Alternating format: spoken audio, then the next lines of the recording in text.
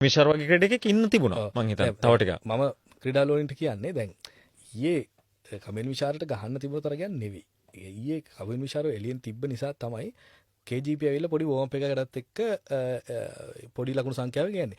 ඊයේ කමෙල් මිෂාර ඇවිල්ලා ලකුණු 40ක් විතර ගැහුවා නම් 20ක් 30ක් ගැහුවා නම් බැට් කරා නම් ගහන ක්‍රීඩකෙක් ඒ මැෂින් එක වගේ එතන දැම්ම නම් දැන් අරක ට්‍රේනින් කරලා තියෙන ඊළඟ සිම්බා මැච් එකට දැම්ම නම් වෙන්නේ පැතුම් නිසංගට 100 ගහන්න වෙන්නේ නැහැ.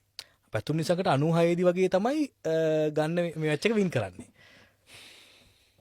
මැච් එක වින් කරා. මම තවත් ඕපන් වෙනවා. ඔයා පිළිගන්නේම නැති හින්දා. හරිද?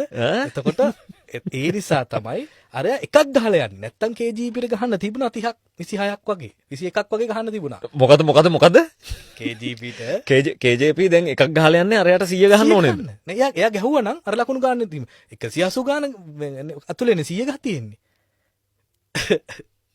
ට්‍රැක් නෙවෙයි ඉතින් වෙච්ච දේ. මොකක් හරි ට්‍රැක් එක ජීවත් වෙනවා මේ දවස්වල. වෙච්ච දේ කිව්වේ. ඒක ප්ලෑන් එක මං ඒ කිව්වේ. එහෙම තමයි ඒක ගැහුවේ. මේ මැච් එක. අර යාර තිබෙච්චර තමයි ගහන්න. නෙන්ඩිස්ට්. මං කිව්වේ ඕකේ දසුන් ගහන්න නැහැ කියලා. ඔස්ට්‍රේලියාවේ ලකුණු වැඩි. ලකුණු වැඩි ගහන්න තියෙන ආවේ නෑ. ඒක තමයි ලොකියා කිව්වේ.